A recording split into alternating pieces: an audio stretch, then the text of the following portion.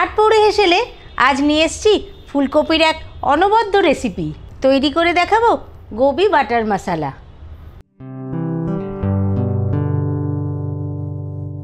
তাহলে আসুন দেখে নিই গোবি বাটার মশলা আমি কিভাবে রান্না করি। গোবি বাটার মশলা তৈরি করার জন্য আমি এখানে দুটো ফুলকপি বড় বড় করে কেটে নিয়েছি। ফুলকপিগুলো আমি কিছুক্ষণ নুন জলে ভিজিয়ে রেখেছিলাম। নুন জলে ভিজিয়ে রাখলে ফুলকপির ভেতরে যদি কোনো পোকা থাকে তাহলে কিন্তু সেটা চলে যায়। সাথে নিয়ে নিয়েছি পেঁয়াজ কুচি, টুকরো করা টমেটো, টক দই এবং ধনেপাতা কুচি। এছাড়াও নিয়েছি কাঁচা লঙ্কা, রসুন, গোটা শুকনো লঙ্কা আর আদার টুকরো। আর নিয়েছি হলুদ গুঁড়ো, নুন, কাশ্মীরি লঙ্কা গুঁড়ো, কাজু বাদাম, জিরে গুঁড়ো, মাখন ও গোটা গরম মশলা। আমি একটা পেস্ট তৈরি করে নেব।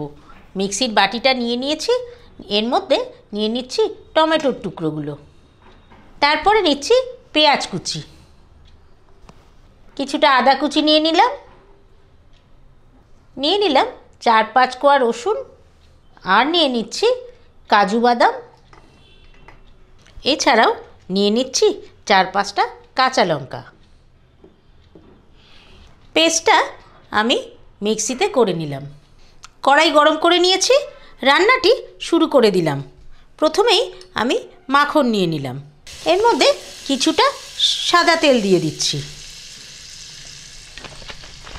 গোটা গরম মশলাগুলো ফোড়নে দিয়ে দিলাম।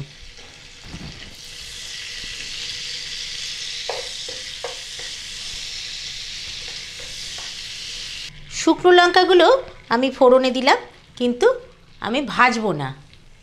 শুকনো লঙ্কা দেওয়ার পরপরই আমি ফুলকপিগুলো ছেড়ে দিচ্ছি।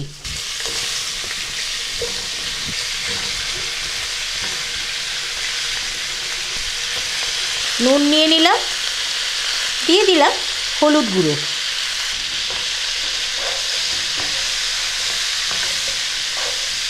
ফুলকপিগুলো হালকা ভেজে নেব।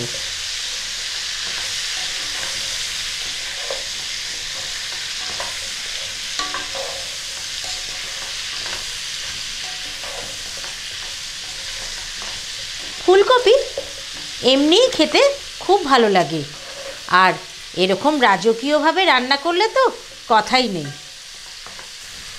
ফুলকপিগুলো হালকা ভাজা হয়ে গেছে এবং রং ধরতেও শুরু করে দিয়েছে। এখন আমি এই পেঁয়াজ আদা রসুনের পেস্টটা দিয়ে দিচ্ছি।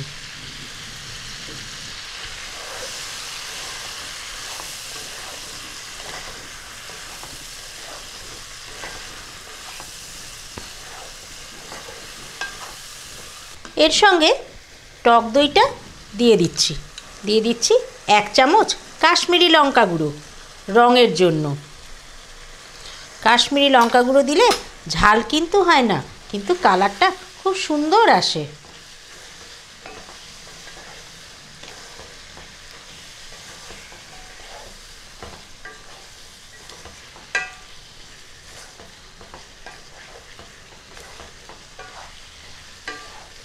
খুব ভালো করে কষিয়ে নেব।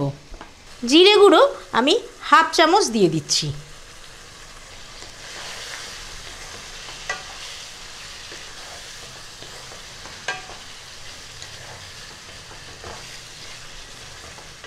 পেঁয়াজ বাটা দিয়েছি, একটু মিষ্টি মিষ্টি কিন্তু খেতে হবে। আপনারা চাইলে আলাদা করে চিনি দিতে পারেন।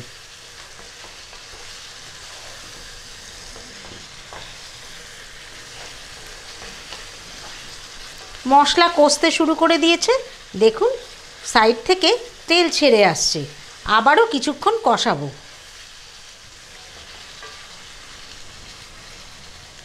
দুটো কাঁচা লঙ্কা আমি ফাটিয়ে দিয়ে দিচ্ছি।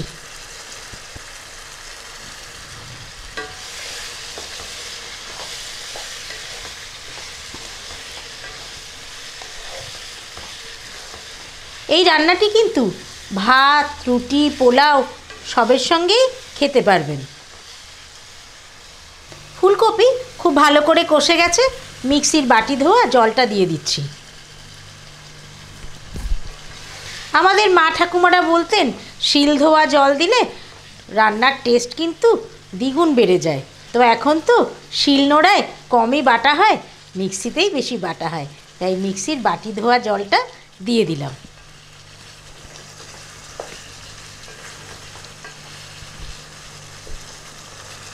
ঢাকনা বন্ধ করে মিনিট 5 রান্না হতে দেব। ঢাকনা খুলে দিলাম। কি সুন্দর কালার এসছে আর দারুণ গন্ধ বেরিয়েছে, খেতে কিন্তু খুব সুন্দর হবে। তৈরি হয়ে গেছে গোবি বাটার মশলা। ওপর থেকে একটু ধনেপাতা ছড়িয়ে দিচ্ছি। পরিবেশন করে দেব গোবি বাটার মশলা। তৈরি করে নিলাম গোবি বাটার মশলা। কেমন লাগলো অবশ্যই কমেন্ট করে জানাবেন। ভালো লাগলে লাইক শেয়ার করবেন। আটপৌরে হেসেল চ্যানেলটিকে যারা এখনও সাবস্ক্রাইব করেননি, ভালোবেসে সাবস্ক্রাইব করবেন। অবশ্যই আমার ফেসবুক পেজ আটপৌরে হেসেল ফলো করবেন। তাহলে আজ আসি, নমস্কার।